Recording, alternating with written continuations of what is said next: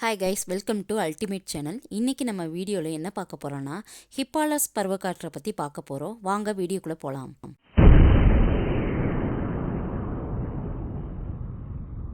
Hippalus பருவக்காற்று, அதாவது இந்த ஹிப்பாலஸ் பருவக்காற்றானது கிபி பொது ஆண்டு முதல் நூற்றாண்டில் தான் இந்த ஹிப்பாலஸ் என்னும் பெயர் கொண்ட கிரேக்க மாலுமியோடைய பருவக்காற்றின் உதவியால் நடுக்கடல் வழியாக முசிறி துறைமுகத்திற்கு நேரே விரைவில் பயணம் செய்யக்கூடிய ஒரு புதிய வழியை கண்டுபிடித்தவர் தான் இந்த ஹிப்பாலஸ்.